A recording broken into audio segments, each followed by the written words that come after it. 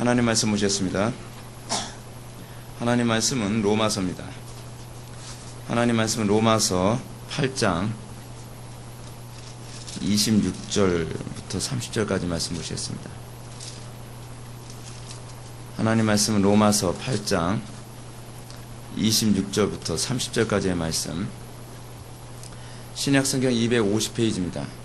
신약성경 250페이지 로마서 8장 26절부터 30절까지의 말씀 찾으셨으면 제가 봉독하겠습니다. 이와 같이 성령도 우리의 연약함을 도우시나니 우리는 마땅히 기도할 바를 알지 못하나 오직 성령이 말할 수 없는 탄식으로 우리를 위하여 친히 간구하시느니라. 마음을 살피시는 이가 성령의 생각을 아시나니 이는 성령이 하나님의 뜻대로 성도를 위하여 간구하심이니라. 우리가 알거니와 하나님을 사랑하는 자 곧 그의 뜻대로 부르심을 입은 자들에게는 모든 것이 합력하여 선을 이루느니라. 하나님이 미리 아신 자들을 또한 그 아들의 형상을 본받게 하기 위하여 미리 정하셨으니 이는 그로 많은 형제 중에 맏아들이 되게 하려 하심이니라. 또 미리 정하신 그들을 또한 부르시고 부르신 그들을 또한 의롭다 하시고 의롭다 하신 그들을 또한 영화롭게 하셨느니라. 아멘. 이 시간은 기독교 강요 제3권 20장입니다. 20장 1절부터 3절까지 오늘 보시겠습니다. 기도의 본질과 가치라고 하는 부분을 살펴보도록 하겠습니다. 기도에 관한 부분을 우리가 오늘 시간부터 살펴보게 됩니다. 기도에 관한 부분은 우리 개혁교회 안에서는 굉장히 좀 많이 무시당하는 그런 영향이 많습니다. 신앙생활에 있어서 여러분 어느 쪽이 더 이렇게 품이 있어 보이고 어느 쪽이 더 이렇게 귀족적인 느낌이 많이 듭니까? 교리를 배우는 겁니까? 아니면 기도하는 겁니까? 어느 쪽이 더 세련되어 보입니까? 기도하는 것보다는 아무래도 교리를 배우고 지식적으로 뭔가 채우는 것이 좀 더 있어 보이죠. 그러다 보니까 오늘날 교회 안에서 자꾸 이 극단적인 두 개의 양태가 나타납니다. 좀 신앙생활을 좀 귀족적으로, 신앙생활을 좀 세련되게 하려고 하는 사람들은 소위 교회를 어떤 지적인 배움을 얻기 위한 장소처럼 여기면서 정말 지식을 얻기 위해서 교회를 찾아다니는 그런 자들, 그런 자들의 모습이 굉장히 많습니다. 또 하나의 어떤 부류가 있다면 그 사람들은 지적인 것보다는 뭔가 신비적 체험을 하는데 주로 관심을 많이 가져서 그래서 교회에 와서 주로 기도하는 것이 종교생활의 전부인 것처럼 생각하는 그런 부류들이 있습니다. 근데 여러분 이 양쪽이 다 잘못된 것이죠.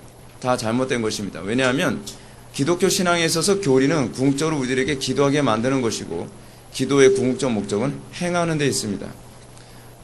제가 지난 월요일날 목사 후보생 교육에 갔습니다. 목사 후보생 교육에서 제가 요번에 그 강의해야 되는 주제가 뭐였냐면 동성 결혼을 과연 우리 기독교는 어떤 입장으로 바라봐야 되는가라고 하는 그런 주제를 가지고 동성애에 관한 생물학적인 문제 그리고 어떤 그 유전적인 문제 과연 있는가 없는가 그런 문제 그리고 또 법적인 문제 그리고 그것이 가져다주는 사회적 파장 문제 이런 여러 가지 문제를 이제 골고루 좀 다뤘습니다. 근데 제가 이거 강의하기 전에 제가 신학생들을 두고서 한 얘기가 있습니다. 무슨 얘기를 했냐면 여러분들이 이제 앞으로 몇 년 후에 목사가 될 텐데 여러분들은 진리에 대해서 어느 정도로 진지하게 고민하며 그 진리의 문제에 어느 정도로 여러분들은 목숨을 걸고 있느냐 제가 그런 부분에 대해서 좀 질문을 던졌습니다. 그 부분에 대해서 질문을 던지면서 제가 이런 얘기를 했어요. 여러분들이 철학자들만큼도 진리에 대한 사랑이나 진리에 대해서 진지하게 고민하지 않는다고 한다면 여러분들의 목회에 대해서는 좀 더 고민해 볼 필요성이 있다라고 제가 좀 질문을 던졌습니다. 무엇이냐면 여러분 옛날에 공자가 이런 얘기한 거 여러분 아시죠? 아침에 도를 깨달으면 저녁에 죽어도 좋다. 여러분 깨달음에 관해서 얼마나 진지하게 고민했나요? 여러분 우리가 철로역정을 우리가 강의 들으면서도 무지가 가지고 있는 특징이 뭐랬죠? 무지가 가지고 있는 외적인 그 특징이 뭐랬죠? 아주 명랑하고 경쾌해 보이는 그 무슨 얘기입니까? 거기에 진지함이라고 하는 것은 찾아볼 수 없다는 거예요. 신앙생활을 하는데 종교생활이에요. 그냥 여러분 요즘 청년들 그런 청년들 많지 않습니까? 교회 오게 되면 옛날에 그 삼위교회 전병욱 목사가 목회 한참 잘 나간다 한다 했을 때 그 삼위교회 가게 되면 청년들의 분위기가 어떤 분위기냐면 그냥 마냥 발랄한 거예요. 마냥 발랄하고 뭔가 그냥 즐기러 교회에 오는 거와 같은 그런 분위기. 근데 여러분 그게 그리스도인의 모습이 아닙니다. 존 플라벨도 얘기하는 것처럼 우리 그리스도인은 아주 진지한 사람입니다. 왜 그리스도인들은 진지한 사람들이라고 평가를 받죠? 왜 어느 시대든지 그리스도인들은 가볍고 명랑하며 그냥 뭐 아무런 그 심각성이나 진지함 없이 그냥 왜 즐기는 사람들로는 보일 수가 없는 것이죠. 그 이유가 뭐죠? 그 이유는 뭐냐면 그리스도인이란 이 진리 때문에 심각하게 고민하는 가운데에 십자가를 선택한 사람들이에요. 우리 이건 비용계산이라고 그러죠. 비용계산교리라고 얘기합니다. 그래서 우리가 예수 그리스도를 믿음과 동시에 처음에 예수 그리스도를 믿을 때부터 굉장히 심각하고 굉장히 진지하게 예수를 믿게 된 사람들이기 때문에 그들이 예수를 믿게 되어진 그 이후서부터는 그들은 그냥 마냥 발랄하고 깜찍하게 살아가는 그런 존재들이 아닙니다. 그들은 정말 진지한 자들입니다. 그들은 매사에 신중한 사람들이고 심각하게 어떤 부분을 고민하며 결정하는 사람들입니다. 여러분 밀이라고 하는 사람이 여러분 뭐라고 얘기했는지 여러분 기억나십니까? 나는 배부른 돼지가 되기보다는 뭐가 되고 싶다? 배고픈 소크라테스가 되고 싶다. 이건 밀이 한 소리입니다. 왜 이런 소리 얘기했죠? 그만큼 깨달음이 배부른 것보다 깨달음을 얻는 것이 훨씬 더 유익하다는 거예요. 그만큼 여러분 철학자들, 제가 철학을 제가 나름대로 뭐 짬 날 때마다 공부를 하지만 철학 자체에 동의하기 때문에 그런 건 아닙니다. 근데 그 사람들이 얼마나 진리를 찾기 위해서 몸부림치며 고민하며 정말 갈구했는가라고 하는 부분에 관해서 제가 가끔 하다가 감탄을 합니다. 과연 오늘날 기독교인들이 이 정도의 진지함이 있는가? 오늘날 기독교인들이 정말 아침에 도를 깨달으면 복음을 깨달으면 나 저녁에 좋다라고 하는 이 정도의 각오를 가지고 우리가 신앙생활을 하고 있는가? 여러분 그 고민 좀 합니까? 저는 요즘 기독교인들 만나면서 솔직히 얘기해서 신학생들하고 만나면서도 그 존재의 가벼움에 가까우다 막 짜증이 날 때가 굉장히 많이 있어요. 어떤 특정한 하나의 주제를 가지고 토론하고 대화를 나눌 때도 너무나 가볍게 얘기를 하는 그런 얘기들. 그리고 깊이 있게 얘기를 하려고 그러면 됐어 더 이상 그만 얘기해 머리 아파요 라고 얘기하는 그런 존재의 가벼운 사람들과 정말 과연 기독교인이라고 하는 같은 그 호칭을 우리가 공유해야 되는가라고 하는 고민을 하게 되는 것이죠. 제가 지난 수요예배 때 여러분들에게 디오게네스라고 하는 사람을 잠깐 또 언급했었죠. 근데 여러분 디오게네스의 스승이 누구냐면 안티스테네스라고 하는 사람입니다. 그러니까 소크라테스가 세상을 떠나고 난 다음에 제자들이 다양하게 이제 방출됐는데 제가 방출됐다고 얘기하는 이유가 뭐냐면 소크라테스에게 배운 사람들이 하나의 개념을 가지고 있는 것이 아니라 소크라테스는 네가 아무것도 모르는 사람이야 라고 하는 것으로 깨닫게 하기 위한 이 삼파술로 주로 질문을 던졌다 보니까 깨닫게 하는 것만 했지 자기가 가진 어떤 철학적인 사고를 계승시키는 데 별로 관심이 없었어요. 그렇다 보니까 플라톤 같은 관념주의자도 나오고 또 이 안티스테네스와 같은 이 견유학파 같은 사람이 나옵니다. 견유학파가 여러분 뭐라 그랬죠? 좀 개처럼 사는 사람들. 이제 그런 사람들이 이제 견유학파라 그랬죠. 그래서 개 견자 사용했어요. 근데 안티스테네스가 디오게네스의 스승이다 보니까 역시 약간 개처럼 살았어요. 그래서 그냥 이 사람은 정말 자기가 아는 것을 몸에 실천하는 것에 굉장한 관심을 가졌던 사람이에요. 좋게 얘기하면 그래요. 좋게 얘기하면. 나쁘게 얘기하면 아주 개판으로 산 사람이죠. 근데 디오게네스가 자기 아버지가 뭐 하던 사람이냐면 디오게네스는 아버지가 그 위조 수표 같은 거 그런 만드는 거 그런 돈 만드는 사람이었어요. 가짜 돈 만들었다가 걸려가지고 이제 국가에서 추방을 당했거든요. 디오게네스와 그 가족들이 추방을 당하니까 디오게네스가 나오면서 너희들은 나를 추방했지만 나는 너희들로 하여금 그 나라의 체류형을 내리겠다 하면서 자기 혼자 이렇게 추방당해서 나왔어요. 좀 괴짜 같은 사람이죠. 그래서 디오게네스가 누굴 찾아갔냐면 안티스테네스라고 하는 사람을 찾아갔어요. 잘 들어보세요. 이 사람이 얼마나 진지한 사람인가. 안티스테네스한테 가서 뭐라고 얘기하냐면 나를 제자로 받아주십시오 라고 얘기했어요. 근데 안티스테네스는 제자를 만드는 거에 관심이 없었어요. 귀찮거든요. 안티스테네스는 누구를 가르치고 뭐 그런 거 귀찮았어요. 근데 자기 철학에 충실하게 살아가는 데만 관심이 많았어요. 근데 안티스테네스한테 계속 매달리면서 다리 붙들고 디오게네스가 저를 제자로 좀 받아달래니까요. 하도 매달리니까 몽둥이를 들고서 너 여기서 빨리 안 떠나면 네 머리를 이 몽둥이로 부숴버릴 거야. 빨리 이 자리에서 떠나. 그러니까 디오게네스가 이런 얘기합니다. 여러분 디오게네스의 이 말에 여러분 그냥 우스갯소리로 듣지 마십시오. 디오게네스가 이렇게 얘기합니다. 제발 제 머리 좀 때려주십시오. 후련하게 때려주십시오. 그러면 저에게 무슨 깨달음이 오지 않을까 생각이 듭니다. 그리고 제가 보아하니 스승님이 든 그 방망이는 제 머리를 부수기엔 너무 연약해 보이군요. 여러분, 얼마나 깨달음을 원했으면 내 머리를 후드로 패달라고까지 얘기를 했을까요? 여러분, 그 사람들이 깨달음의 목적이 뭔지 아십니까? 실천하기 위해서. 제가 왜 이런 말씀을 드리냐면, 오늘날 깨달음엔 관심이 없이 지적인 것만 알려고 하는 사람들. 여러분, 이거를 소위 고대 철학자들은 뭐라고 얘기했냐면, 지적인 장사꾼들이라고 얘기했어요. 실천도 하지 않을 거면서, 그냥 입만 나불나불하고 남한테 아는 체 하기 위해서 말하고 돌아다니는 거죠. 제일 혐오스럽게 생각한 사람이 누구였냐면 소크라테스가 제일 혐오스럽게 생각했거든요. 그러다 보니까 그런 소크라테스에게 영향을 받은 사람이 바로 견유학파인 거예요. 실천하는데 주로 관심이 많은 거예요. 실천하는데. 개처럼 살지만 그들은 실천하는데 관심이 많은 거예요. 그래서 제가 디오게네스 같은 사람을 보면서 이런 생각을 했습니다. 야, 이 사람이 복음을 만났으면 저렇게 비참하고 처참한 삶을 살지 않았을 텐데, 저 사람이 그리스도를 만났다고 한다면 그 인생이 얼마나 아름답고 위대한 삶을 살았을까. 근데 이 사람이 그리스도를 만나지 않아서 뭔가 깨달음을 얻고 싶고, 소위 여러분 철학이 헬라어로 무슨 뭐라고 얘기하죠?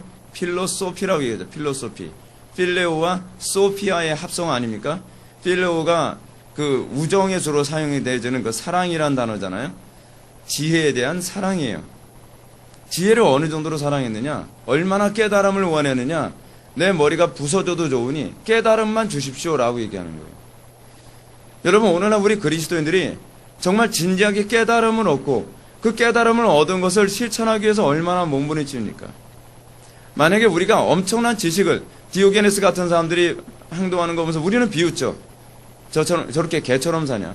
통나무 같은 데 살고, 그리고 동산 같은 데서 동산에다가 말 걸고, 그리고 길거리 다니면서 엉뚱한 짓 하고 돌아다니고, 벌거벗고 돌아다니고, 지저분하고 냄새나고 더럽게 살고, 근데 그러면서 벌건대낮에 등불 들고 돌아다니고, 어떻게 보면 정신병자 같죠.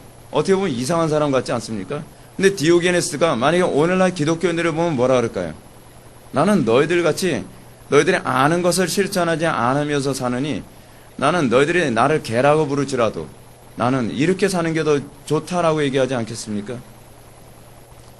여러분, 우리 그리스도인이란 어떤 존재인가를 잘 기억하십시오. 우리 그리스도인이란 정말 깨달음에 대해서 심각하게 목말라고, 그걸 우린 다른 말로 의에 줄이고 목마른 자들, 심령이 가난한 자들이에요. 우리는 그렇게 진지한 사람들이에요.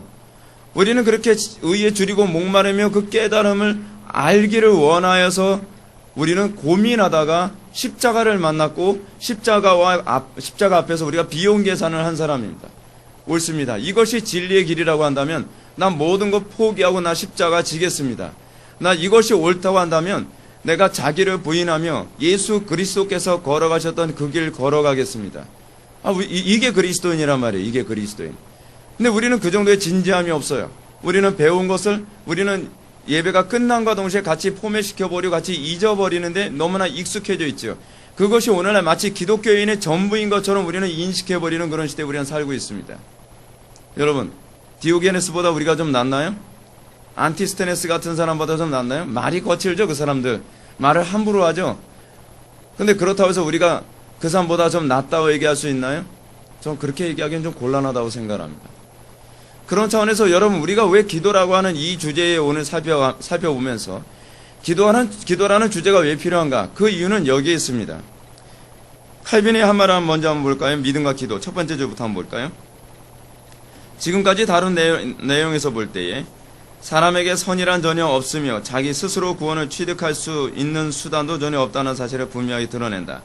그러므로 사람이 자기의 절실한 처지에 대하여 도움을 얻으려면 자기가 아닌 다른 누구에게서 구해야만 한다. 기도는 왜 하는 거죠? 여러분, 우리는 어떻게 기도를 배우기 시작합니까? 교회에서 여러분 기도를 가르쳐서 여러분 기도를 알게 되나요?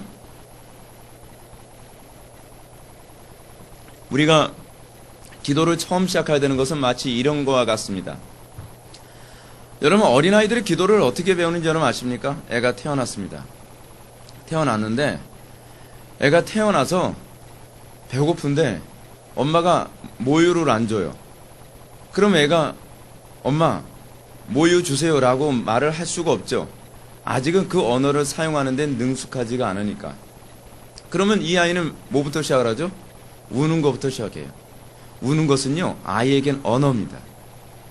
운다는 것은 아이가 뭔가를 필요로 한다는 얘기입니다. 뭘 필요한다는 거죠? 배고프다거나, 그렇지 않으면 기저귀를 갈 때가 됐다거나, 그렇지 않으면 무엇인가 몸이 아파서 치료가 필요하다거나, 그것을 이 아이는 우는 거 하나로 모든 걸 표현하는 겁니다. 언어의 필요성을 느끼기 시작하는 겁니다. 뭔가 표현의 필요성을 느끼기 시작하는 겁니다. 여러분, 우리는 기도를 어떻게 배우죠? 우리는 기도를 처음부터 유창하게 하지 못하죠. 우리는 처음에 교회에 왔을 때 기도를 배웁니다. 어떻게 배웁니까?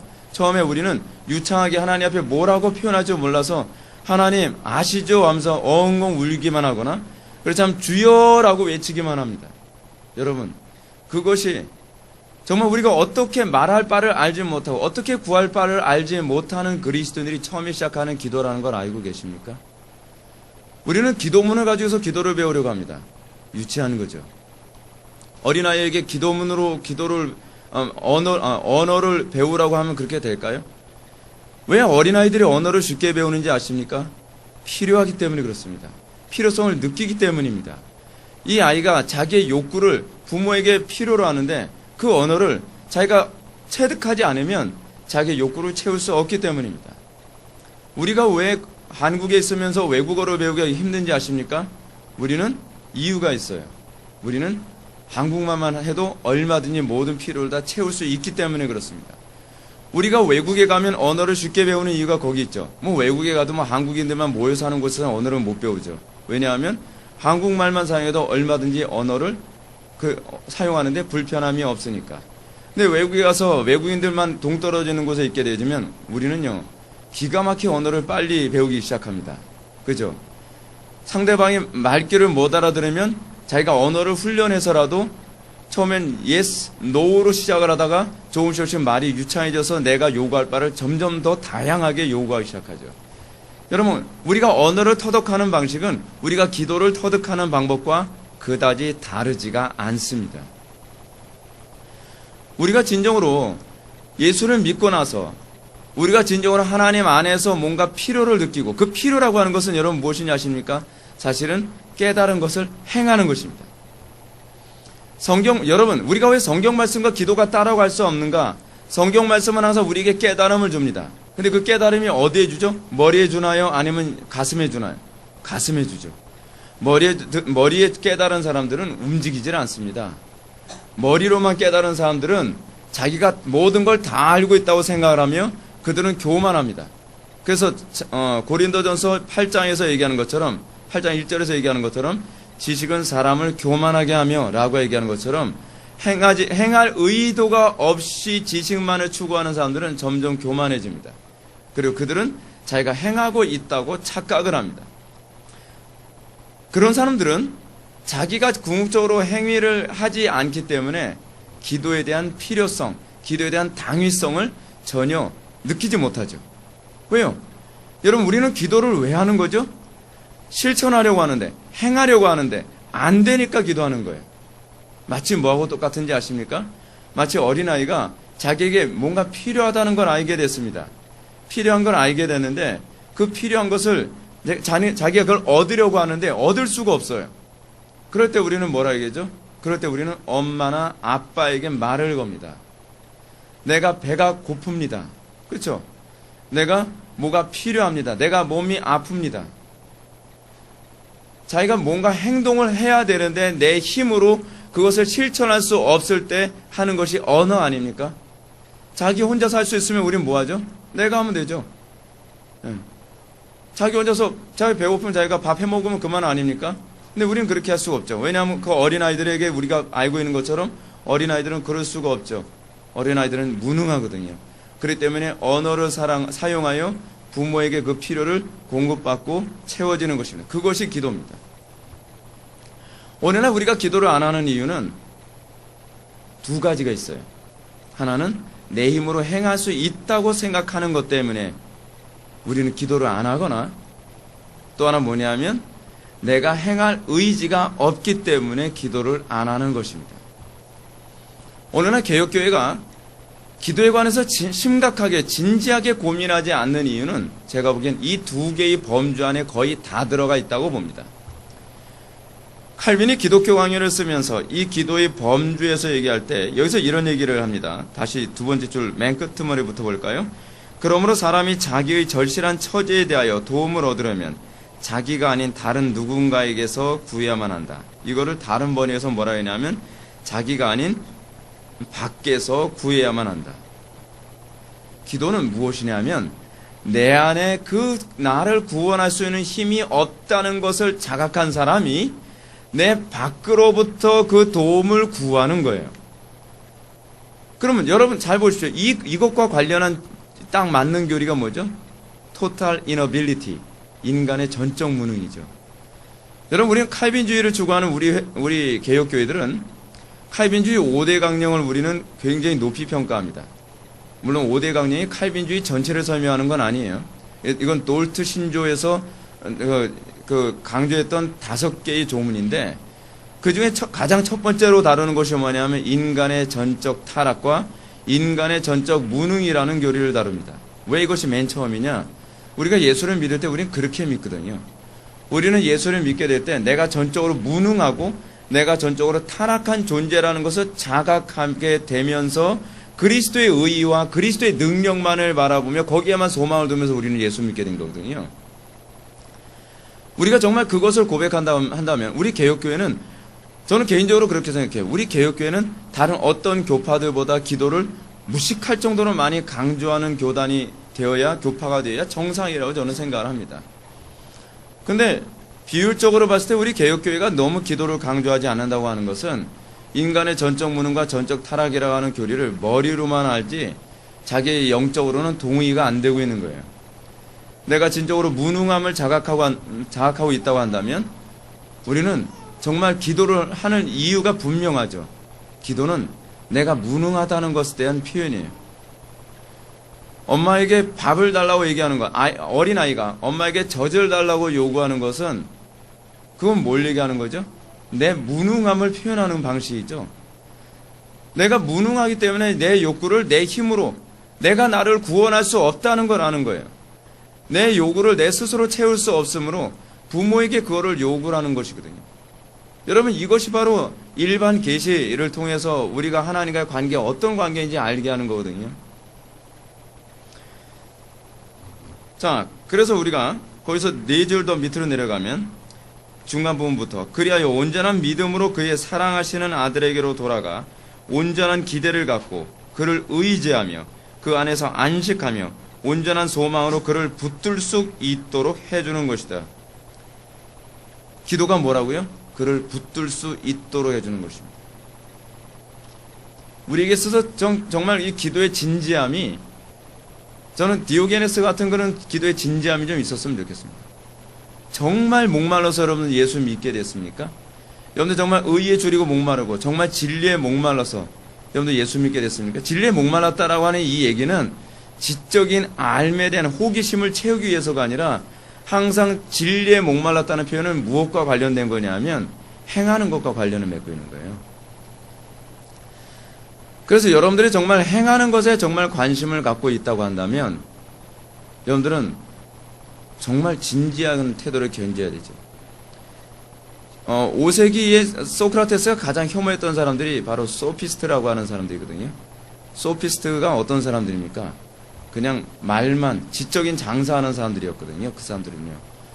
그러니까 소피스트들을 소크라테스가 찾아다니면서 맨날 망신 주는 게 소크라테스의 일이었어요. 왜냐하면 사람들한테 새로운 지식을 가르치고 그래서 자기 주머니를 채웠거든요. 여러분 얼마나 재밌습니까? 남들한테 지식 자랑하면 다음에 야 사람들 우러러보죠. 그리고 그 우러러보는 거로 끝나요? 수입도 들어오잖아요. 여러분 오늘날 한국교회가 정말 실천하는 데 관심이 없다고 한다면 하나님 말씀대로 사는데 정말 처절한 관심을 갖지 않고 지식을 다른 사람들한테 가르치고 박수를 받고 그리고 주머니를 채우는 데 관심을 갖는다고 한다면 소피스트들이 있죠. 소피스트들.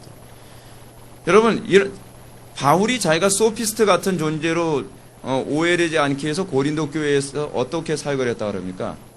내가 성도들에게 사례금 받는 거 당연한 건데 내가 사례금 받지 않는다.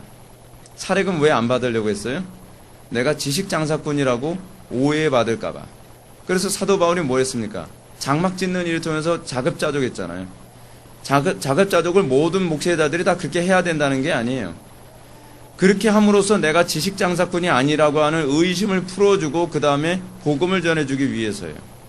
오늘날 한국교회가 이런 복음을 가지고 지식장사꾼처럼 행동을 하니까 점점 복음의 가치가 땅에 떨어지고 안 믿는 사람들도 기독교인들의 이 전하는 복음의 그 순수성을 잘 신뢰하려 들지 않는 것이죠. 사실은 외부 교인들이 처음에 우리 교회 왔을 때 제가 우리 교회 처음 온 사람들을 뭐 붙잡고 뭐 어찌하든지 우리 교회 등록시키려고 애를 쓰고 이름 물어보고 전화번호 물어보고 이거 안 하는 이유가 사실은 거기에 있어요. 제가 좀 자존심이 좀 강한 편이다 보니까 처음 온 사람들이 우리 뭐 붙잡고 그러면 뭐 이 교회는 무슨 뭐 교인들한테 걸식 들린 교회인가? 어찌하든지 교인 하나로 더 늘리려고 미친 교회구만. 그런 평가 전 듣고 싶지 않아서 그렇거든요. 또 하나 뭐냐면 정말 진리에 관심이 없다면 저는 우리 교회 안 오길 바라요. 제가 진짜 관심을 갖는 건 우리 교회가 존재하는 이유. 저는 그렇게 생각해요. 다른 교회가 다 그래야 된다라고 저는 이렇게 강요하고 싶지는 않지만 적어도 저는요. 우리 교회만은 정말 진리에 관심이 있다는 말이 항상 무슨 의미라고요? 하는 것, 사는 것. 정말 그것에 관심이 있어서 찾아오는 사람들을 위해서 존재하는 교회지 정말 뭔가 지식이나 쌓고 남들한테 아는 체나 하고 뭐 그러기 위해서 우리 교회 찾는 것이라면 저는 다른 개혁교회 많으니까 그런 개혁교회 찾아가라고 저는 얼마든지 얘기할 준비가 되어 있어요. 왜냐하면 우리 교회는 소피스트 같은 그런 교회가 아니거든요. 우리 교회는 정말 하나님의 진리 안에서 영생을 누리며 사는 것이 무엇인지를 우리 같이 공유하고 우리가 그 안에서 기뻐하며 그렇게 해서 하나님의 영광을 드러내기 위해 우리 교회가 존재한다고 저는 생각하기 때문에 그렇습니다. 자, 여기서 한번 봅시다. 칼빈이 416페이지 맨 밑에 줄 볼까요? 우리로서는 여전히 그리스도 안에 있다고 배운 그 모든 것들을 구해야 하며 기도로 그리스도께 간구해야 하는 것이다. 하나님이 모든 선한 것들을 베푸시는 주권자이시라는 사실을 알게 되면 우리는 그것들을 위하여 그 하나님께 구하게 된다. 여러분들이 하늘의 각양 좋은 것이 그리스도로부터 우리에게 주어진다는 거 여러분 믿습니까? 믿는다고 한다면 기도를 안 할 수가 없죠. 하늘의 각양 좋은 것이 그리스도로부터 주어진다는 이 말은 각양 좋은 것이 나에게서 결코 주어질 수 없다는 얘기예요. 우리가 이것을 인정한다고 한다면 우리는 사도 바울이 쉬지 말고 기도하라 라고 하는 이 말에 대하여 우리는 깊이 있게 공감할 수 있게 되죠. 어떤 목사님이 저보고 그런 얘기합니다. 이 교회 교인, 목사님 교회 교인들은 다들 직장 생활하고 바쁘고 가정 생활도 힘들 텐데 어떻게 허구한 날 매일 와서 기도하라고 얘기합니까? 라고 저보고 그런 얘기합니다. 그럼 저는 이렇게 얘기합니다. 직장 생활하고 가정 생활하는 건 다 좋지요. 저는 그것이 나쁘다는 건 아닙니다. 그러나 더 좋은 것이 하늘의 각양 좋은 것이 그리스도로부터만 공급될 수 있으니 기도를 쉬라고 얘기할 수 없는 것이죠. 성도들에게 육신이 편하게 만드는 것보다 더 좋은 것이 있기 때문에 기도를 하라고 하는 것입니다. 기도를 안 하면 여러분들은 육신적인 편리함과 안락함을 여러분들은 추구할 수 있습니다. 그러나 그보다 더 좋은 것을 여러분들은 맛볼 기회는 원천적으로 봉쇄당하는 것입니다. 궁극적으로 목사는 여러분들에게 더 좋은 것, 더 영적으로 풍요로운 것이 무엇인지 여러분들에게 알게 하는 데 있는 것이지 여러분들로 하여금 소위 그 배부른 돼지가 되는 것으로 만족해 하도록 방치시켜 놓는 자들은 아닙니다. 저는 여러분들이 배부른 돼지로 만족하기를 원치 않습니다. 오늘날 많은 목회자들이 교인들이 행복하게 살고 교인들이 풍요롭게 살고 교인들이 성공하며 사는 것으로 만족해하며 주일날만 되면 썬데이 크리스찬이 돼가지고 예배당에만 북적북적하고 그리고 헌금을 많이 하면 그거로 만족해하며 할렐루야 저는 여러분들이 행복하게 사는 것을 원합니다. 저는 여러분들이 성공하며 사는 것을 원합니다. 라고 하며 배부른 돼지로 만드는 것을 그럼 마치 돼지를 사육하는 거죠. 그 돼지 사육을 하는 것을 만족해하며 살아가는 목회자가 되고 싶지는 않습니다. 저는 여러분들이 소위 배고픈 소크라테스 같은 존재가 되길 바라요. 더 진리에 목말라하고 더 거룩함을 사모하며 하늘의 그 아름다운 것, 그리스도 안에 있는 그 거룩함과 선함과 지혜와 그 탁월함을 여러분들이 소유하게 됨으로 말미암아 우리가 이 땅에서 비록 십자가를 지고 우리가 비록 이 땅에서 의에 줄이고 목마른 그 소위 고난의 삶을 살지라도 여러분들이 그 하늘의 영광스러운 삶 때문에 범사에 기뻐할 수 있고 자족할 수 있는 사람들로 되기를 저는 원합니다. 그렇기 때문에 저는 여러분들에게 어느 그 무엇보다 기도에 대해서 그만큼 더 많이 강조할 수밖에 없어요. 왜냐하면 기도가 아니고서는 하늘의 각양 부유한 것을 소유할 수 있는 방법이 없거든요. 제가 언제 말씀드렸죠? 지난 주일 예배 때 여러분한테 말씀드렸죠. 기독교는요 아리스토텔레스주의가 아닙니다. 여러분들이 종교적인 형식만 딱 채우면 은혜가 알아서 주어지는 게 아닙니다. 우리가 자꾸 착각을 하죠. 우리가 어떤 종교적인 행위를 어떤 폼을 정확하게 다 갖추기만 하면 우리에게 은혜가 자동적으로 채워질 거라고 생각을 하고 착각하는 경향이 많이 있습니다. 착각하지 마세요. 그건 속는 겁니다. 그게 바로 천주교라고 얘기했잖아요. 여러분, 우리가 정말 죄를 미워하거나 회개할 마음도 없으면서 고해성사를 하면 죄 용서가 되는 겁니까? 천주교는 된다고 얘기합니다. 천주교는 아리스토텔레스주의라는 철학 위에다가 신학을 세웠기 때문에 그들은 어떤 종교적인 형식만 취하면 그를 신부가 성부와 성자와 성령으로 내 죄를 사하노라 라고 얘기하면 죄가 사해진다고 생각을 하는 겁니다. 여러분들은 그런 어떤 형태를 딱 취하면 여러분들의 종교적인 것이 다 될 거라 생각합니까? 거기서 미신이 나오는 겁니다. 미신이. 그런 유형의 미신 중에 하나가 뭔지 아세요? 이겁니다. 여러분들은 하나님께 진실되게 기도하지 않아도, 여러분들이 간절하게 기도하지 않아도 기도라고 하는 그 형식만 잘 취하면 뭐 올라갔겠지라고 생각하면 여러분들은 양심의 그 평안을 얻으면서 집으로 돌아갈 때가 많지 않습니까? 여러분 속고 있는 겁니다. 얼마나 많은 사람들이 기도를 하면서 확신도 없이 성령의 임재나 성령께서 우리에게 응답해 주신다고 하는 분명한 그 응답도 없이 우리는 내가 오늘도 기도 시간을 채웠으니까 그래도 1시간 기도 시간 채웠는데 당연히 들어주시겠지. 여러분 들어주실까요? 그런 식으로 들어주신다고 생각하는 것이 우리는 뭐라 하냐, 그것이 바로 기독교 미신이라는 겁니다. 항상 성경을 정확하게 우리가 믿으려 하지 않으면 우리는 은연중에 그 미신에 빠져듭니다. 여러분들은 11조로 하면 자동적으로 재물의 복을 받을 거라고 생각합니까? 미신입니다. 그런 거 없습니다. 시독회 11조의 궁극적 목적은 여러분들에게 재물을 11조로 하면 하나님께서 재물의 복을 주신다는 것이 아니라 여러분들이 정말 하나님의 뜻대로 재물을 사용하겠다라고 고백을 한다면 당연히 11조로 해야 된다라는 것입니다. 이것은 신앙 고백이지 부적이 아닙니다. 이것은 신앙 고백이지 어떤 미신적 행위가 아니에요. 11조로 해도 여러분 성공 못할 그 사업의 풍요로움을 갖지 못할 수 있습니다. 중요한 것은 우리의 삶 속에서 정신이 빠진 껍데기만을 가지고 우리에게 뭔가 좋은 일이 일어날 거라고 생각해서는 안 된다는 사실입니다. 그렇기 때문에 여러분들이 기도를 배울 때에 기도에 대한 분명한 이 정신을 염두에 두고 항상 기도를 정확하게 하는 습관을 길러야만 합니다. 417페이지 위에서 네 번째 줄, 첫 번째 패러그래프죠. 그걸 한번 좀 보실까요? 그런데도 하나님께 나아가거나 구하지 않는다면 그것은 우리에게 유익이 되기는커녕 마치 보물이 있다는 이야기를 듣고도 그것을 그냥 땅속에 묻혀 있는 채로 내버려 두는 것이나 마찬가지일 것이다. 여러분, 우리가 교리를 알았다고 얘기하면서도 하나님의 뜻이 무엇인지 알았다고 하면서도 기도를 하지 않은 것이 마치 뭐와 같다고요? 마치 보물이 있다는 이야기를 듣고도 그걸 그냥 땅속에 파묻힌 대로 내놓는 것과 똑같대요. 여러분, 가치를 압니까?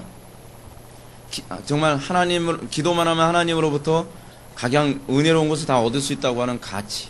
우리가 이 가치 때문에 우리는 비용 계산하며 예수 믿게 되는 거 아닙니까? 가치를 알고 모르고의 차이가요. 오늘 아침 신문에 하나 뜬 게 하나 있어요. 이거 엄청난 사건이에요. 엄청난 사건. 외국에서 일어난 일인데요. 필리핀인가? 그쪽에 어떤 어부가 진주를 이제 캤습니다. 진주를 캤는데 이게 닻을 내렸다가 닻이 어디에 걸려가지고 이게 안 올라오길래 물속에 들어갔더니 진주에 걸려가지고서 이게 닻이 안 올라오더래요. 그래서 진주를 끌어올렸어요. 근데 진주의 무게가 어느 정도 무게냐면 35kg예요.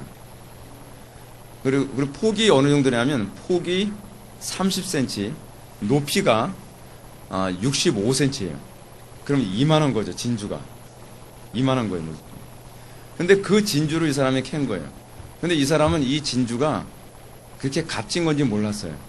그래서 이 사람이 진주를 그냥 일종의 부적처럼 자기 침대 밑에다가 집어넣고 그냥 그렇게 10년을 살았어요. 10년을 살다가 집이 홀라당 타는 바람에 그거 하나만 달랑 건졌거든요. 그거 하나만 달랑 건졌는데 진주 감별사가 보더니 이거의 시가를 얼마로 치냐면 우리나라 돈으로 환산했을 때 1,000억 원의 시가가 있다는 거예요. 지금 현존하는 그거 이전에 현존하는 진주는요, 가장 큰 게 몇 센치였냐면 가로 세로 아무리 커도 30cm 안쪽이었대요. 36cm짜리. 36cm짜리. 근데 이거는 65cm짜리예요. 2배로 크죠. 현존하는 진주 중에서 가장 큰 진주라는 거예요. 여러분, 가치를 알고 모르고의 차이가 이 정도입니다. 밭에 감춘 진주. 여러분, 그 진주가 이 진주라고 생각해 보십시오. 땅 안 사겠습니까? 어떤 분이 저 땅 쓸모도 없는 불모지 땅인데 저거 1억 주셔야 됩니다. 1억 그냥 줘버리죠. 1억이 뭐예요? 진짜 1억이죠. 1억이요. 진짜죠, 그럼. 예. 진짜죠, 그럼. 이 사람 왜 이래? 그러지 않겠어요? 사인하세요. 그 1억을 빚을 내서라도 1억을 주겠죠. 1억을 주고서 반만 사면 뭐예요? 1,000억이 들어. 여러분, 우리가 정말 신앙생활에서 우리가 정말 하나님으로부터 오는 이 부유함이 무엇인지 여러분 그 가치를 안다면 기도 안 하겠습니까?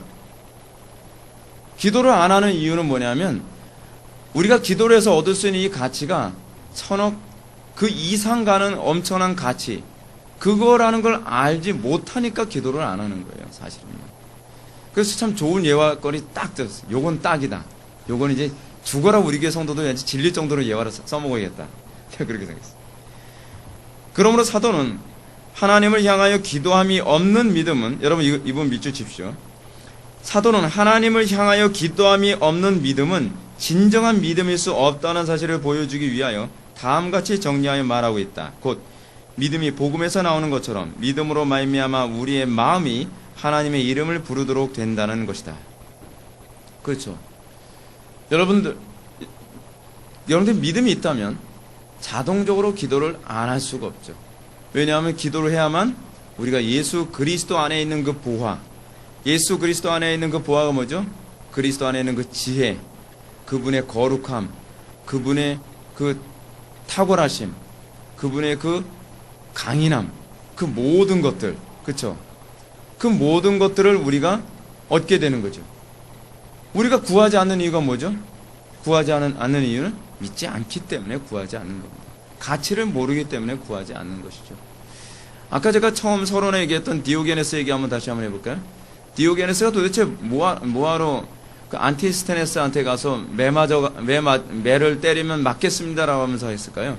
가치가 있다고 생각을 하는 거예요. 그 사람에게서 배우는 것이 가치가 있다고 생각하는 거예요. 그 개똥 철학을요. 여러분, 그것조차도 가치 있다고 생각을 하며 그렇게 자기 인생을 던지는 사람이 있습니다. 근데 인류 역사 안에서 검증되어진 가장 탁월한 가르침에 있어서 우리가 그렇게 가치를 느끼지 못하고 그렇게 우리가 구하지 않는다고 한다면 그럼 그것을 과연 믿음이라고 우리가 얘기할 수 있겠는가 고민해 볼 필요성이 있는 것이죠.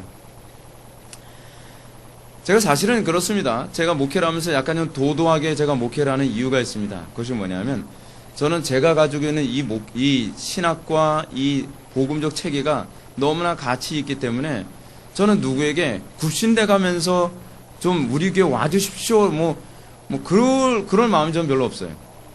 저는 그렇게 안 해도 이 가치가 원체 뛰어나기 때문에 저는 사람들이 올 거라고 좀 믿습니다. 근데 믿은 대로 되는 것 같아요. 많이 오든 적게 오든 저는 그에 별로 관심은 없거든요. 중요한 건 가치를 아는 사람들만 오라는 겁니다. 근데 그것이 사실 복음이에요. 그것이 예수님이 항상 접근하는 방식이고 사도들이 복음을 전하는 방식이에요. 그래서 여러분 마태복음 10장에서도 복음 전도를 어떻게 합니까? 복음을 전하는데 복음을 안 받아들이면 어떻게 하라고요? 매달리라고요? 물고 늘어지라고요? 그렇지 않으면 돈을 써서라도 교회 나오게 하라고요? 아니요. 예수님 그렇게 말씀하지 않으세요. 가치를 모르고 너희들을 영접하지 아니하면 신발에 먼지를 털고 나오라고 그러는 것이죠. 그래서 뭐라고 얘기해요? 그들보다 소돔과 고모라 땅이 훨씬 더 하나님의 심판을 견디기 쉬울 것이다 라고 예수님이 말씀하고 계시는 것이죠. 우리가 가지고 있는 이 복음에 대해서 우리가 프라이드가 어느 정도 있습니까? 얼마나 우리는 이 복음에 대한 확신을 가지고 있고, 여러분 이 복음에 대해서 얼마나 여러분들 자신 있게 생각을 합니까? 우리가 복음에 대해서 정말 확신을 가지고 있다면 사람들 앞에 그렇게 비굴하지 않습니다. 내가 예수 믿는다는 거 그렇게 비굴하게 생각할 필요 없습니다. 여러분 디오게네스는 그렇게 추잡하게 살아가면서도요 비굴하지 않았어요. 당당했어요. 어느 정도 당당했는지 아세요? 제가 지난주에도 말씀드렸죠. 알렉산더 대왕이 디오게네스에게 찾아왔습니다. 디오게네스가 주로 어디서 살아요? 의리의리한 집에 사나요? 아니죠. 그냥 나무통 이렇게 뭐 맥주통 같은 건 나무통에서 이렇게 개처럼 살아가요. 근데 어느 날 알렉산더 대왕이 헬라 제국을 다 통합한 사람이잖아요. 사실은 유럽 전역을 다 정복한 왕이거든요. 여기서 대왕이잖아요. 알렉산더 대왕. 근데 알렉산더 대왕, 그 대왕이 딱 와서 디오게네스한테 얘기하지 않습니까? 친히 와서, 그 유명한 그 대왕이 친히 와가지고, 디오게네스요, 내가 당신 위해서 무엇으로 해주면 좋겠어? 라고 얘기하니까 디오게네스가 뭐라 얘기합니까? 아, 저는 비켜봐. 햇빛이 안 들어오잖아. 내가 원하는 게 그거야. 어떻게 이렇게 당당할 수 있죠? 자기가 가지고 있는 것에 대한 확신입니다. 오늘날 우리 그리스도인들이 예수를 믿는다고 하면서도 그들만큼의 당당함이 없다는 것은 뭔가 좀 문제가 있는 것이죠. 우리가 믿는 그 예수 그리스도를 그 정도 우리가 좀 자랑스러워할 수 있지 않을까? 왜 우리는 그렇게 그러지 못할까요? 그 부분에 관해서 저는 이 믿음의 분량의 문제가 좀 많이 관여해 있다고 저는 생각을 합니다. 여기서 우리가 한 가지 중요한 부분 한번 좀 살펴보게 됩니다. 기도와 관련해서 양자의 영이 어떻게 연결되는가를 볼 수 있는 중요한 흔적이 여기 나옵니다. 사도는 같은 로마서 앞부분에서도 바로 그 사실을 말한 바 있다. 곧 복음의 증거를 우리 마음에 인치시는 양자의 영께서 우리의 필요한 사항들을 하나님께 아를 용기를 주시며 말할 수 없는 탄식으로 간구하며 우리로 하여금 아빠 아버지라 부를 수 있게 하신다는 말이다. 여러분 이게 로마서 8장 15절에 나오는 얘기거든요. 아빠 아버지라 부르짖느니라. 이거 양자의 영을 얘기하는 겁니다. 근데 지금 여기서 카이비는 이 양자의 영에 관한 얘기, 아빠 아버지라 부르짖느니라 라고 하는 이 얘기가 로마서 8장 15절에 나오거든요. 근데 우리가 방금 보는 것 26절 이와 같이 성령도 우리의 연약함을 도우시나니 우리는 마땅히 기도할 바를 알지 못하나 오직 성령이 말할 수 없는 탄식으로 우리를 위하여 친히 간구하시느니라. 친히 간구하시는 이 영이 뭐예요? 양자의 영이에요. 양자의 영. 우리로 하여금 하나님께 구할 바를 알게 하시는 그 영이 양자의 영이라고 칼빈이 연결해서 잘 설명해 주고 있죠. 그래서 여러분들이 성령 안에서 기도하는 것은 무엇인가? 아버지와의 관계 안에서, 아버지와 아들과의 관계 안에서 아버지의 속사정을 잘 아는 그 영이, 양자의 영이 우리들에게 친히 간구하게 하시는 것이라는 것이죠. 우리에게 이 영으로 항상 우리가 무장되어 있어야만 합니다. 2절 보시겠습니다. 기도의 절대적 필요성. 그러므로 하늘의 아버지께서 우리를 위해서 간직하고 계시는 그 온갖 풍성한 것들을 얻는 데는 기도가 반드시 필요하다. 반드시 필요합니다. 아는 것으로는 되지 않습니다. 기도했다는 신용만으로도 되지 않습니다.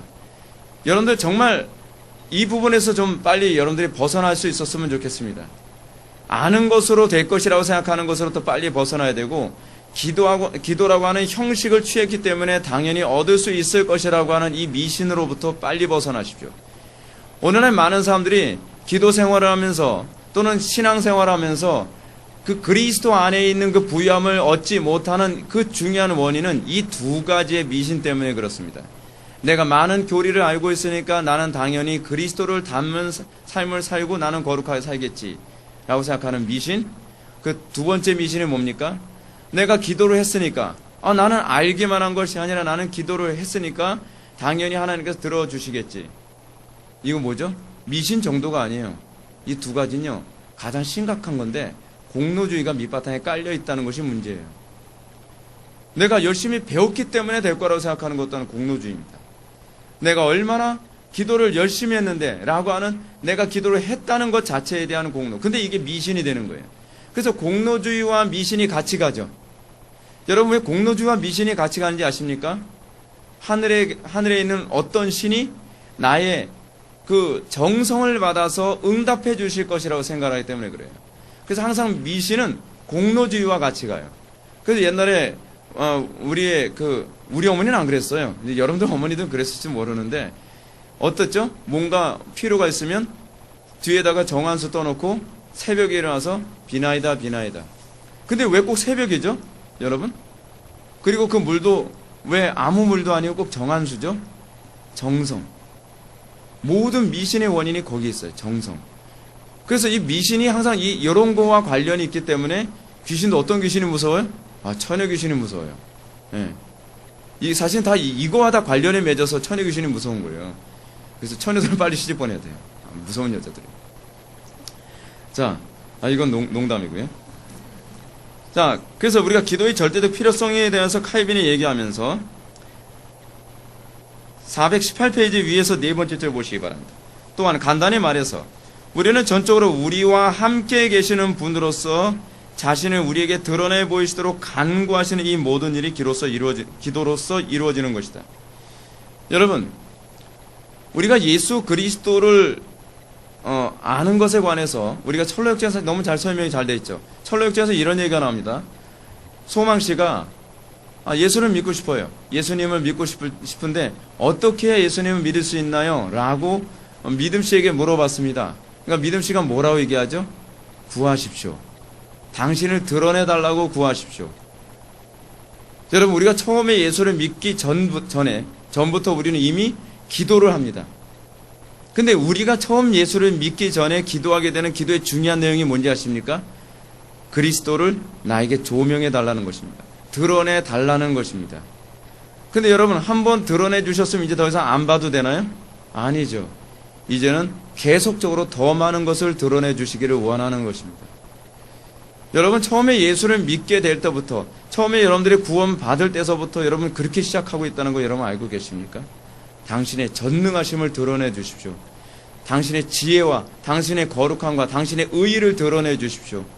여러분, 우리가 그렇게 구원받는 거 아닙니까? 우리의 구원은요, 제가 요번에도 존 플라벨의 글을 제가 하나 올렸는데, 존 플라벨의 글 중에서 제가 그런 글을 올리지 않았습니까? 우리의 믿음은 항상 삼직과 관련된 믿음이어야 된다. 그것이 우리의 구원입니다. 우리는 예수 그리스도의 왕직만을 좋아하되 선지자직이나 제사장직을 싫어해서는 안 되죠. 우리는 그리스도의 왕직을 좋아할 뿐만 아니라 그리스도의 제사장직이 뭐죠? 희생하고 헌신하는 것 아닙니까? 그리스도의 선지자직, 복음을 증거하는 그 직분 아닙니까? 우리는 이 모든 것을 다 사랑하고 다 사모해야 된다. 근데 오늘날 기독교인들은 내가 구원받았으면 그만이지 내가 굳이 꼭 그렇게 닮아야 되나? 내가 꼭 그리스도의 그 왕직이나 제사장직이나 선지자직에 꼭 참여해야 되는가? 라고 하는 것에 대해서 굉장히 부담감을 갖고 싫어하는 경향이 많이 있습니다. 플라벨도 그 얘기를 똑같이 얘기합니다. 어떤 사람들은 그런 요구를 굉장히 혐오하고 싫어한다. 그러나 진정으로 우리가 구원을 받았다고 얘기한다면 우리는 그 모든 삼직을 사모하며 우리가 그 삼직에 참여하기를 열망해야만 합니다. 여러분, 우리는 예수를 믿으면서 우리는 끊임없이 그렇게 그리스도 안에 있는 그 아름다움과 탁월함을 나에게 더 많이 드러내달라고 기도하게 되어 있습니다. 그것이 정상적입니다. 여러분, 그것을 드러냈을 때, 그리고 그것을 보게 됐을 때 여러분들이 나타나는 특징이 뭔지 아세요? 더욱더 그리스도를 사랑하게 되는 겁니다.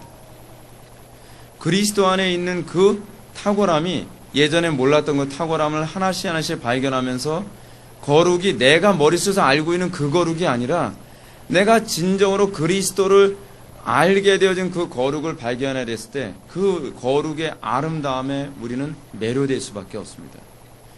여러분들이 왜 그리스도의 거룩에 그토록 열망을 안 하는지 아십니까? 여러분들이 왜 그리스도의 능력에 그다지 열망을 안 하는지 아십니까? 왜 여러분들이 그리스도의 그 선지자직에 그토록 여러분들이 열망하지 않는지 아십니까? 그건요, 못 봐서 그래요. 잘 보십시오. 여러분들이 아까 그 35kg짜리 제가 그 진주를 얘기했습니다. 말이 35kg죠. 35kg면 시멘트 한 포대 거의 그 정도 무게입니다. 이걸 듣는 게 엄청나죠. 시멘트 한 포대가 40kg거든요. 그러니까 자전거보다 더 무거운 거예요, 여러분. 그러니까 거의 돌덩어리를 드는 거예요. 그냥 바위돌 드는 것 같은 거, 이만한 걸 드는 거예요. 근데 여러분, 얘기를 들어도 여러분들 그 진주를 갖고 싶나요? 별로, 그죠? 아, 그렇대. 그렇게 하더라. 근데 실제로 여러분들이 그 진주의 가치에 눈이 열리고 그 진주의 아름다움을 볼 수 있는 그 안목이 열린 상태에서 그 진주를 실제로 보면 상황이 달라집니다. 혹여나 그 진주가 머릿속에 아른아른할 겁니다. 아, 또 보고 싶다. 또 보고 싶다.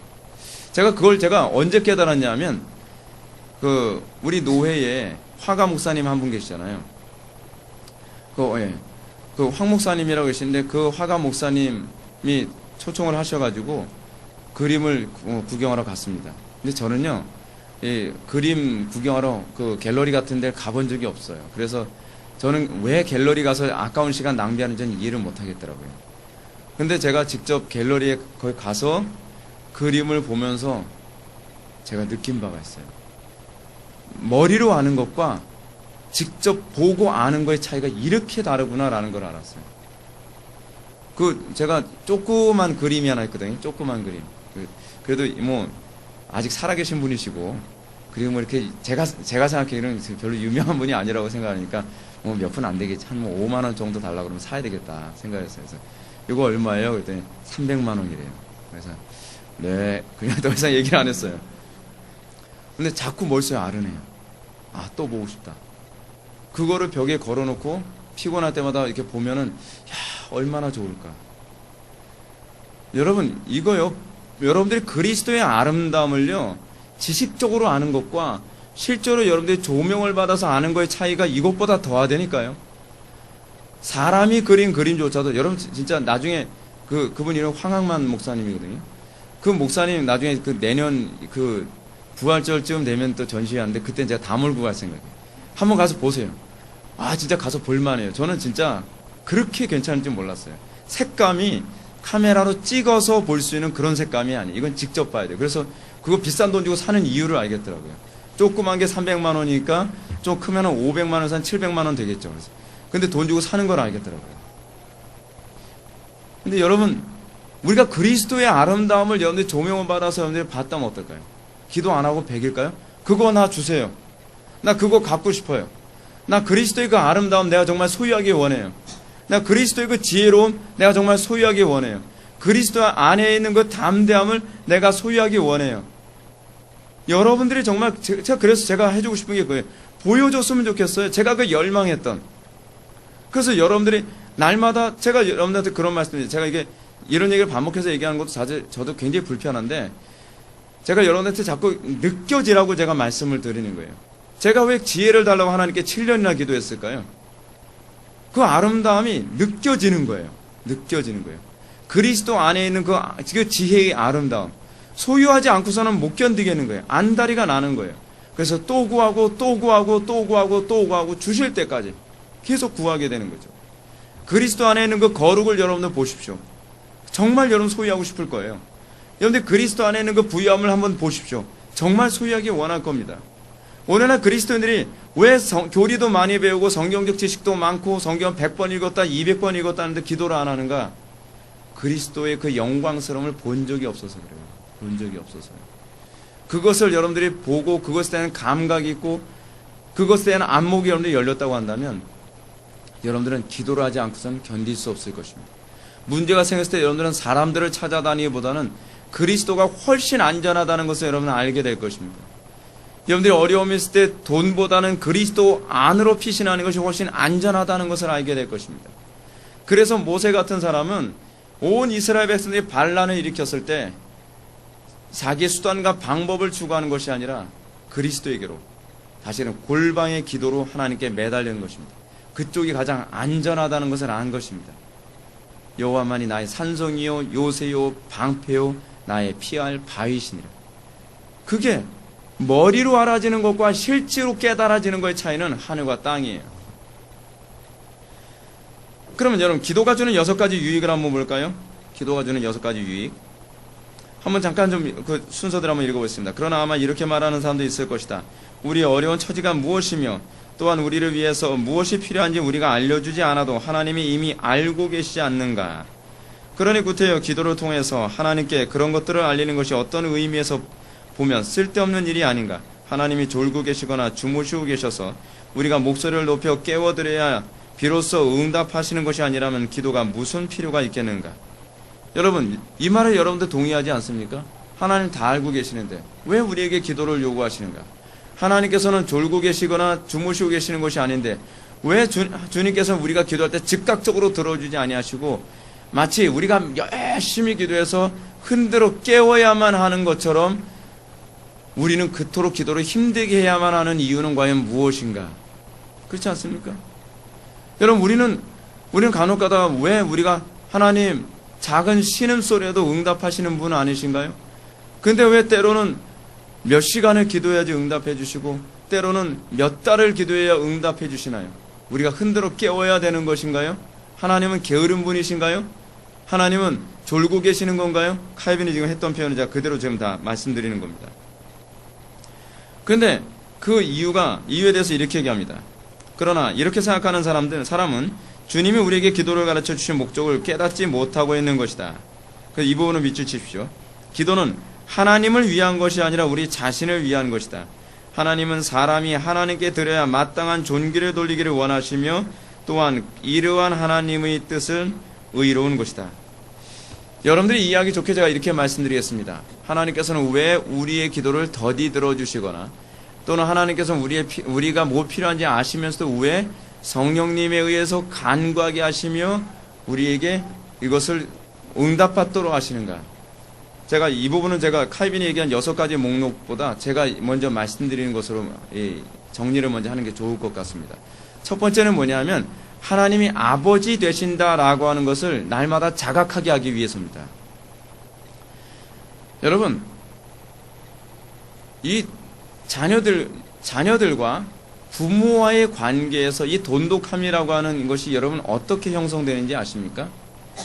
여러분, 이거 자녀 교육에 있어서도 여러분들 여기서 많은 소스를 얻을 수 있어요. 저는 모든 자녀 교육의 소스를 하나님께서 우리를 다루시는 방법에서 저는 터득하거든요. 그게 뭐냐면 자녀들과 아버지와의 관계 안에서는요, 모든 공급이 부모를 통해서 이루어진다는 것을 아는 것을 통해 아이들은 부모와의 관계가 형성됩니다. 태어날 때부터 아이들은 어떻게 필요를 공급받죠? 어머니에게 모유로 공급을 받죠.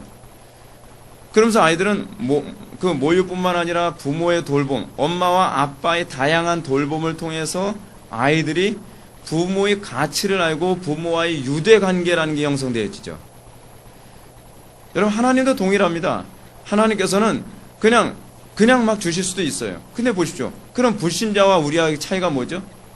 여러분, 불신자들과 우리의 차이는 뭐냐면 우리는 기도의 응답으로 얻는다는 것이고 저들은 기도의 응답 없이 얻는다는 거예요. 사실은 얻는다는 차원에서는 결론적으로 똑같아요. 여러분, 안 믿는 사람들은 기도 안 하는데 기도 안 하기 때문에 그 사람은 굶어 죽습니까? 아니에요. 그 사람들은 기도 안 해도 다 얻을 거 다 얻어요. 근데 우리는 기도해서 얻죠. 똑같은 걸 얻어도 여러분, 기도해서 얻고 기도하지 않고 얻는 거의 차이는 뭐냐면 기도하지 않고 얻으면은 내가 잘나서 이 모든 거 다 얻었다고 생각하는 거예요. 아버지 없는 놈 돼버리는 거예요. 아버지 없는 놈. 그죠? 여러분, 그래서 제가 여러분한테 이런 말씀 드렸잖아요. 기도하지 않고 얻는 모든 것은 재앙이 된다고요. 여러분, 기도하지 않고 여러분 하나님을 의뢰하지 않고 열심히 공부해서 좋은 대학 가는 거? 뭐 좋을 수도 있겠죠. 근데 그런 아이들은 하나님이 이 모든 것을 주관하셨다는 것을 깨닫지 못하죠.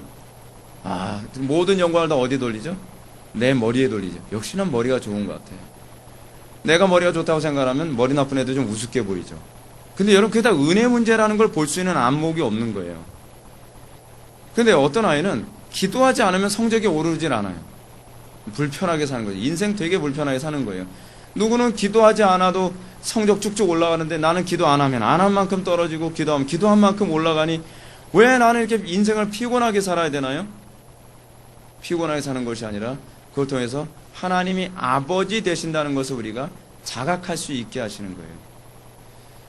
우리가 기도하지 않고 오는 거예요. 제가 옛날에 초창기 때 되게 사역할 때 힘들었던 게 뭔지 아십니까?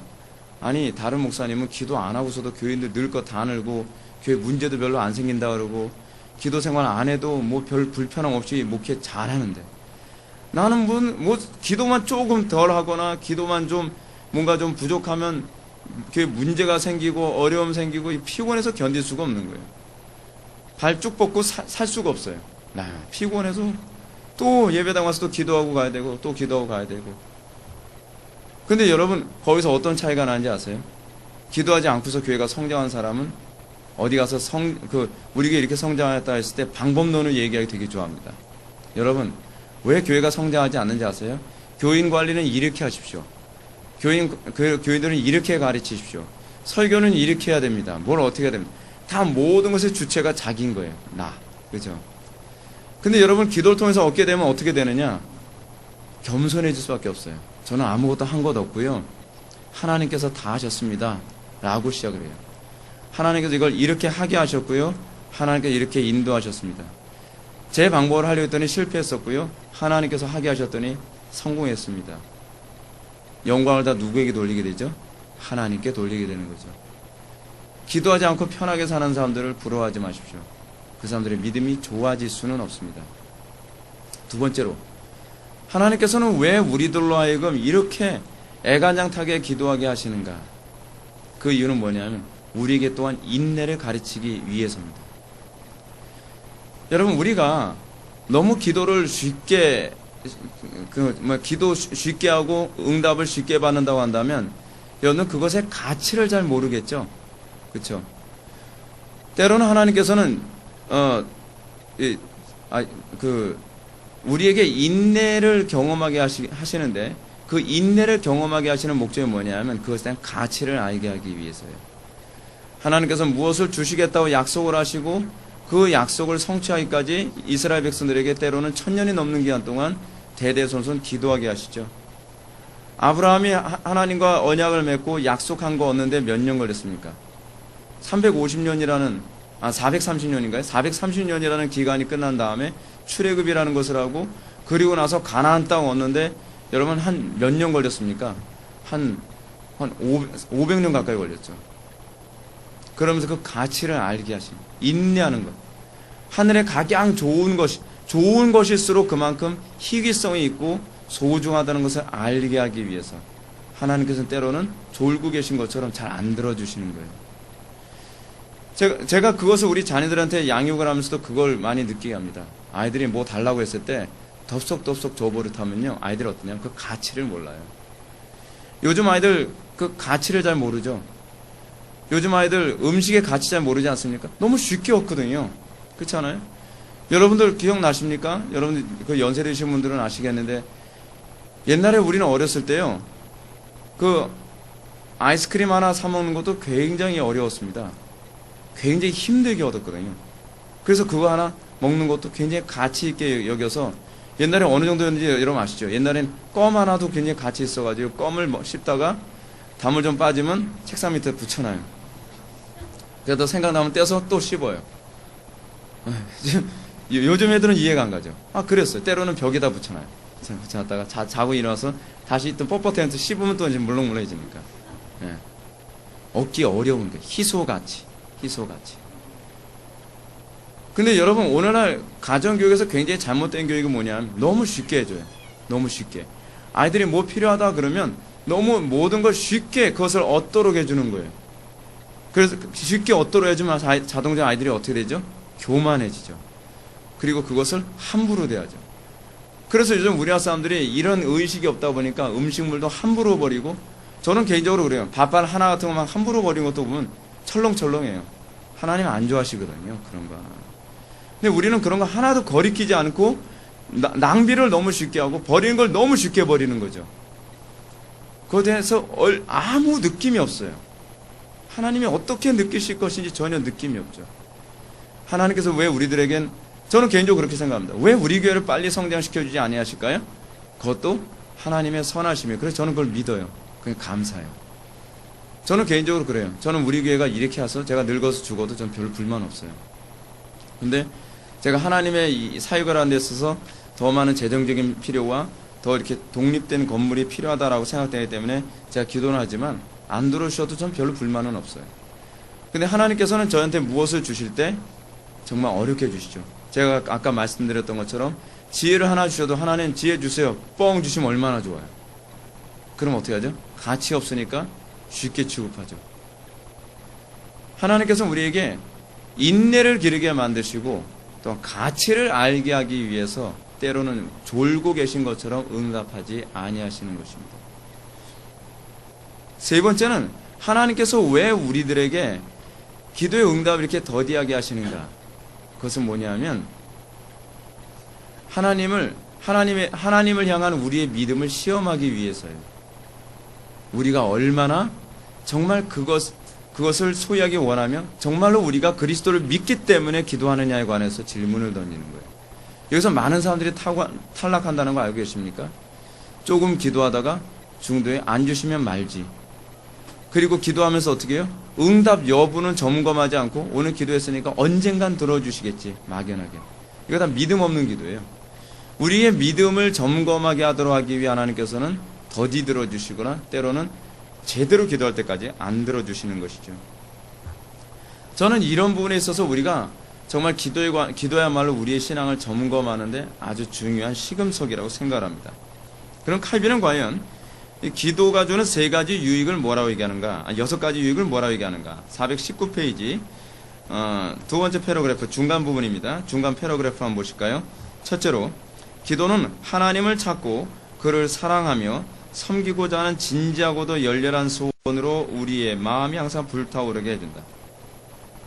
여러분, 많은 사람들이 열정이 식는 이유가 어디인지 아십니까? 기도를 안 하거나 기도를 대충 하기 때문입니다. 기도를 대충 해도 안 한 것과 효과는 별반 차이가 없습니다. 여러분들이 기도의 효력을 제대로 보려면 기도는요, 정확하게 하는 습관을 길러야만 합니다. 기도를 그러면 어느 정도로 해야 정확하게 하는 걸까요? 제가 여러분들 피부에 와닿을 만큼 정확한 성경 구조를 하나 가르쳐 드리겠습니다. 이사야서를 펴보십시오.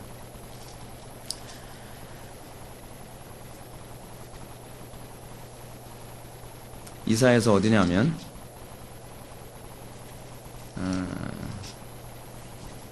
26장 16절부터 17절까지 말씀입니다.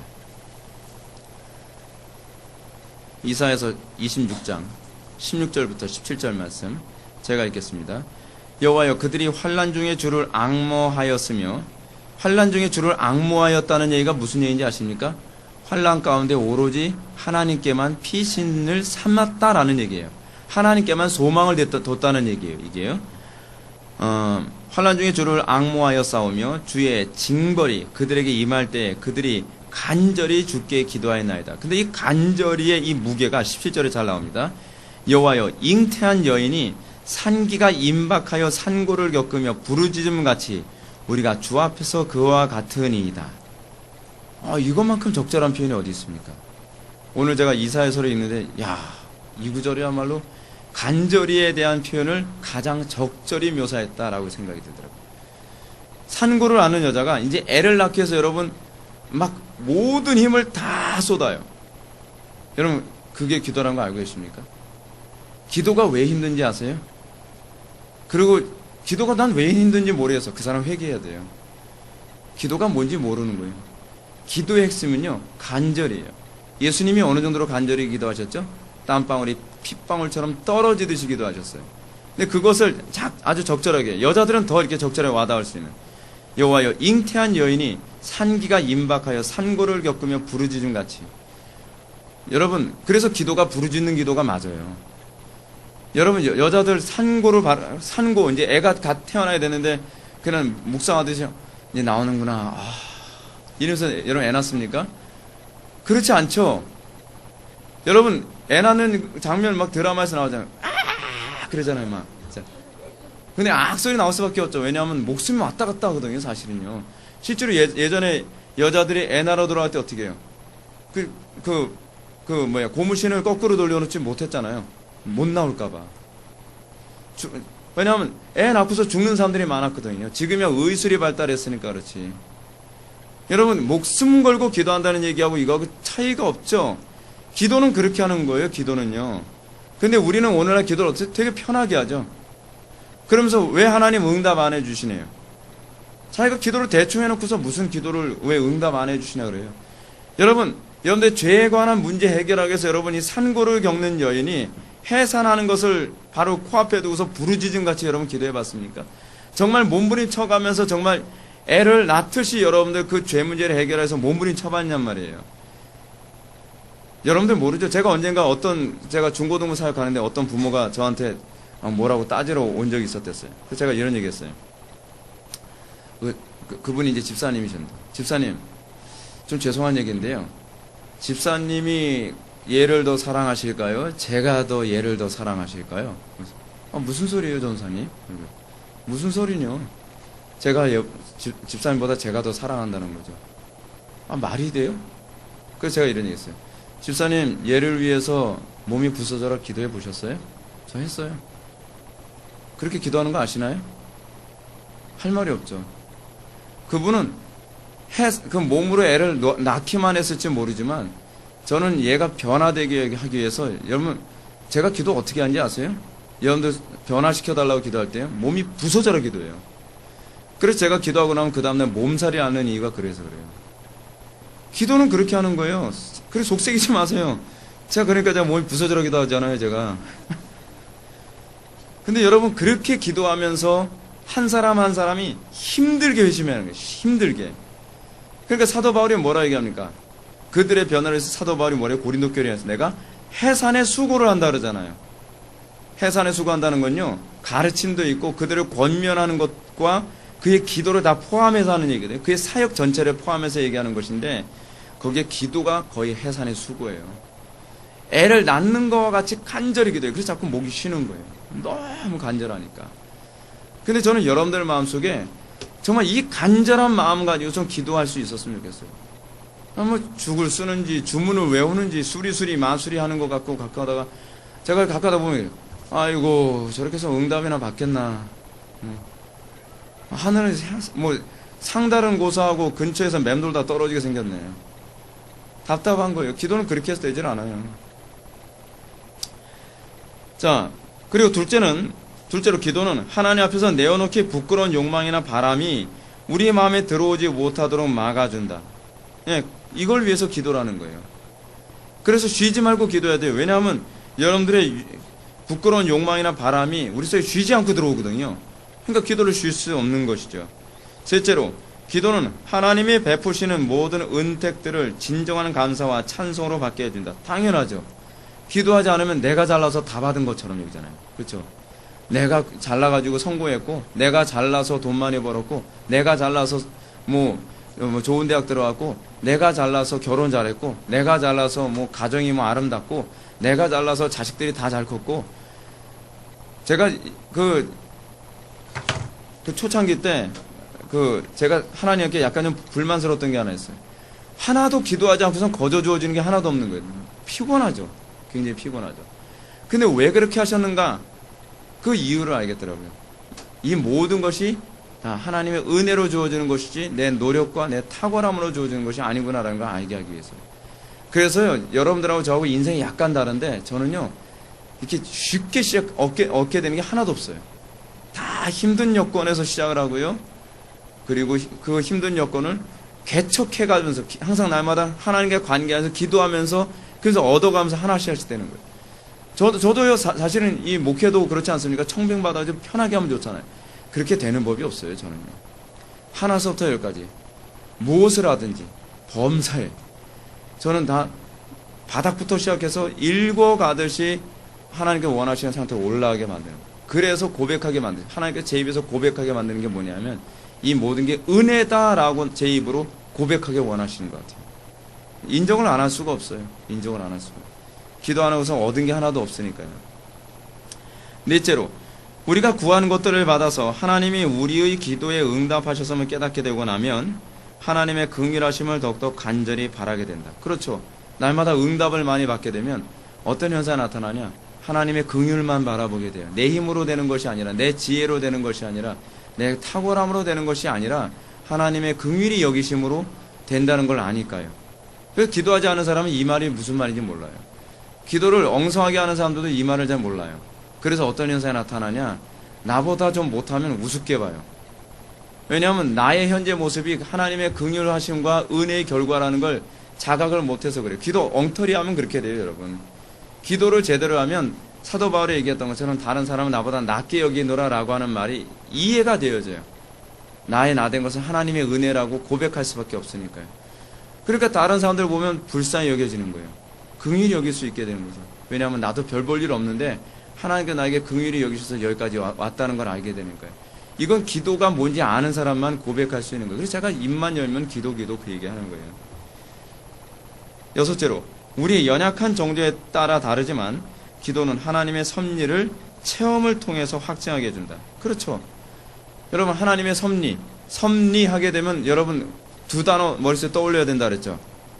보존과 통치. 이게 답이 딱 나와야 되죠, 그죠? 섭리하면 보존과 통치죠. 근데 여러분 기도하지 않으면 여러분들을 보존하시는 분이 여러분이라고 생각해요? 아니면 여러분들이 잘나서 여러분들을 보존했다고 생각해요? 저 옛날에 제가 몸이 굉장히 건강했다 그랬잖아요. 그래서 저는 제 자신의 건강은 제가 보존하는 줄 알았어요. 그래서 건강하지 못하면 다 우습게 보이는 거죠. 저 운동 안 해서 그래. 자기 관리 못해서 그래. 저거 참 수준 이하야. 근데 보존이 내 힘으로 되는 게 아니거든요. 보존이 하나님의 은혜거든요. 여러분들 오늘 하루 생활하면서 여러분들 여기까지 오게 되고 어려움 없이 오늘 하루 생활하는 거 하나님께 보존하셨기 때문에 가능한 거거든요. 보존과 통치. 근데 그것이 기도를 통해서 보존이 되어져요. 기도를 통해서 여러분들의 가정에 하나님의 통치가 이루어져요. 우리나라도 이 통치가 하나님의 은혜로 이루어지잖아요. 기도하는 사람만 하나님의 은혜로 이루어진다는 거 알거든요. 그럴 때 이 기도하는 사람만 섭리를 알아요. 기도하지 않는 사람 입에서 섭리를 얘기하는 건요, 그건 말장난에 불과해요. 섭리를 네가 알아? 그죠? 섭리를 아는 방법은 기도를 해야만 알아요. 기도를 통해서 하나님께 나를 보존해 주시고, 내가 몸이 아팠는데 기도하면서 하나님께 나를 치료해 주시고, 우리 가정이 굉장히 어려운 상황에 있었는데 기도를 통해서 하나님께 우리 가정을 지켜주시고, 나의 자녀들이 어려운 상황에 있는데 하나님께서 이 아이들이 바르게 클 수 있도록 지켜주시고, 보존이죠. 이게 섭리한 영역 아닙니까? 그걸 통해서 기도를 통해서만 섭리가 납득이 되어지는 거예요. 성경의 모든 교리들은 사실은 기도하지 않고서는 깨달을 수가 없어요.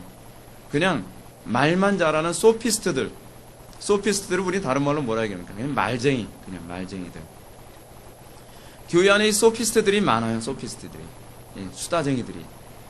근데 우리가 정말 기도하고 그 안에서 하나님의 놀라운 섭리를 깨닫게 될 때에 우리가 소피스트가 아니라 정말 그리스도인으로서의 삶의 모습을 보일 수 있게 되는 것입니다. 사랑하는 성도 여러분, 이제 말씀을 정리합시다. 우리가 오늘 시간 기도에 관한 부분에서 칼빈의 가르침을, 첫 번째 가르침을 우리가 살펴보았습니다. 사실 기도에 관해서 얘기를 시작하면 저는 할 얘기가 상당히 많고, 정말 기도에 관해서 그 누구보다 정말 굉장히 많이 열망하는 사람 중에 하나예요. 여러분들이 기도하지 않고 신앙생활 할 수 있다는 생각 자체부터 머릿속에 완전히 뽑아버리십시오. 신앙생활은요, 말씀과 기도예요. 이건 존 플라벨도 똑같이 얘기해요. 우리의 신앙에 있어서 말씀과 기도로 우리가 구원을 받았고, 말씀과 기도로 우리의 삶이 유지되는 거예요. 말씀만 많이 한다고 여러분들 신앙생활 잘할 수 있는 거 아니고, 기도만 많이 한다고 여러분들 신앙생활 잘하는 거 아닙니다. 그리고 기도생활하는 문제에 관해서도 제가 여러분한테 좀 제발 부탁 좀 하겠는데, 여러분들 방식대로 기도생활하려고 하지 마십시오. 여러분들 편리대로 기도생활하려고 하지 마세요. 꼭 그런 사람들이 나중에 신앙생활하면서 꼭 그 문제를 일으켜요. 기도생활하는데 저는 뭐 이렇게 기도생활해도 되던데요? 되던데요? 된다고 얘기하면서 경건에 열면 하나도 안 나타나거든요. 안 되니까 자꾸 이렇게 기도해라 저렇게 기도해라 라고 얘기하는 거고, 멀더라도 웬만하면 예배당 와서 기도해라 뭐하라 다 이유가 있어 그런 거예요. 목사가 여러분들 괴롭히는 걸 취미로 삼는 사람이 아니에요. 저도 그런 소리 하고 싶지 않아요. 근데 여러분한테 무엇이 가장 유익하고 경건의 유익인지 아니까 기도 생활을 이렇게 하라 저렇게 하라 제가 자꾸 말씀을 드리는 거거든요. 기도 생활하는 건요, 이 정확한, 우리 교회도 의사 선생님이 계시지만 의사가 이 환자를 다루는 것과 동일하게 정확하게 하지 않으면 기도는 막혀요.